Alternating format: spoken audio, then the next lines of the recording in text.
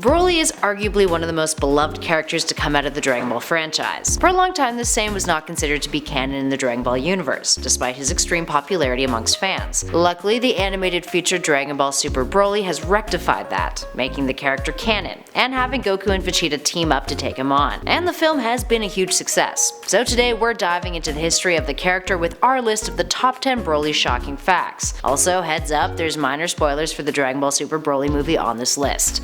Let's get to it.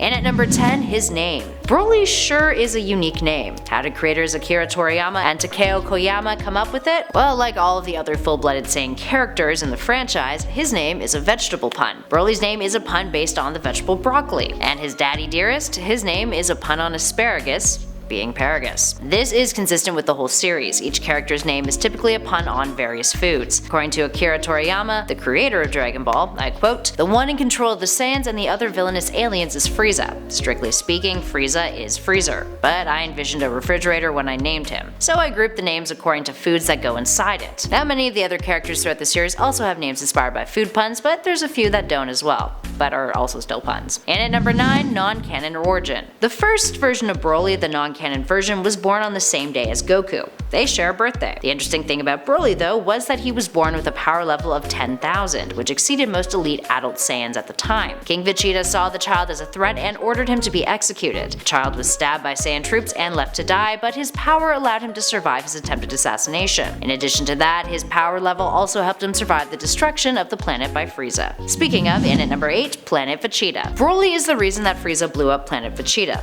Well, sorta. Frieza's reasoning in destroying the planet and committing genocide was that he was afraid of the Saiyans becoming too powerful to control. But specifically, the biggest reason was because of the legend of the legendary Super Saiyan.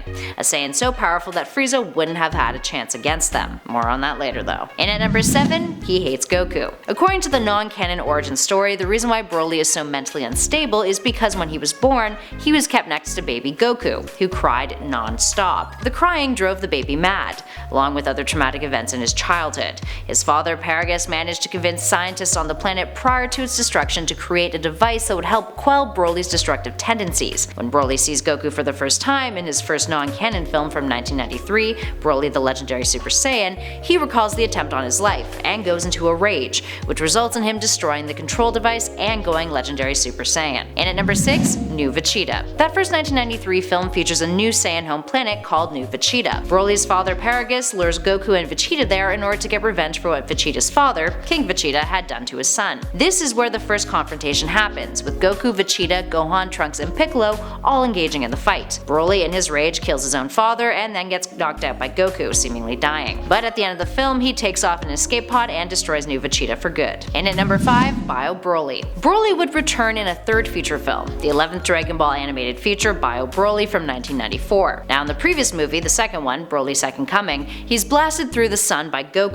Gohan, and Goten, which completely destroys him. But in the third movie, his blood samples are used to create a clone of him, which results in a Broly that's mutated with something called bio-liquid. This changes him in a pretty drastic way, with his physical form not being totally set, deforming him. And at one point his eyes turn red and his golden hair is flattened by brown culture fluid. It's not just his physical appearance that differs either. This clone does not have the capacity for critical thought or coherent speech, and acts more like a ravenous zombie thanks to Broly's mental instability and extreme rage. The clone also still hates Goku, of course, which shows that it had inherited some sort of genetic memory. He goes up against Goten, who he mistakes for Goku, along with Trunks, Krillin, and Android 18, and eventually his body is exposed to seawater, which petrifies him, allowing him to be blasted to bits with a Kamehameha, ultimately killing him off for good. And at number 4, canon origin. Now that we've talked about his non-canon storylines, let's dive into the details behind Broly's recent canon inclusion, which begins with his appearance in the critically acclaimed Dragon Ball Super Broly feature film, which reboots his origin.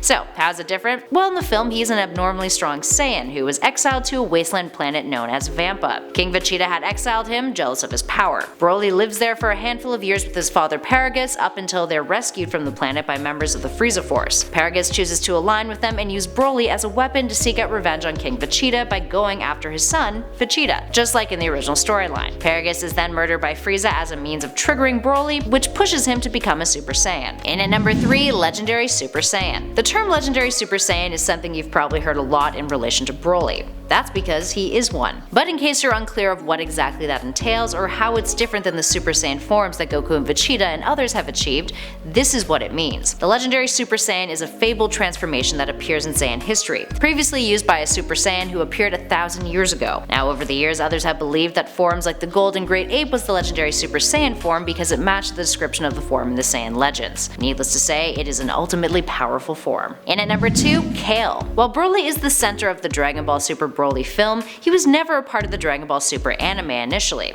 Despite this, the character did influence another fighter who does appear in the series, Kale, who comes from Universe 6. She's a Super Saiyan who mirrors Broly, since Universe 6 and Universe 7, the latter being the universe in which Goku and Broly and the gang are from, are twin worlds of sorts. Characters and events are mirrored in those two universes, but in a different way. Kale is the Universe 6 version of Broly and can also attain Legendary Super Saiyan, or rather, Berserker form. In Universe 6, the Legendary Super Saiyan is believed to be a demonic Saiyan that appears once every 1,000 years, whose power keeps on growing until they end up self-destructing from it. And finally, in at number 1, the manga. Broly never appeared in the original Dragon Ball manga, but he has appeared in the spin-off manga Dragon Ball Heroes Victory Mission, who's a henchman of Genome's when the villain attempts to get the Black Star Dragon Balls. The spin-off appeared in Weekly Shonen Jump. Speaking of manga, Broly has officially made his canon debut in the Dragon Ball Super manga, but not in the way that many of us had hoped. Instead, it appears this manga debut is simply just a reference to the events of the Dragon Ball Super Broly movie, stating that Goku and Vegeta have an even more powerful threat on the horizon than the one they just took on. That panel appears in chapter 42 of the Dragon Ball Super manga. Alright, there we have it friends, what are your thoughts on Broly?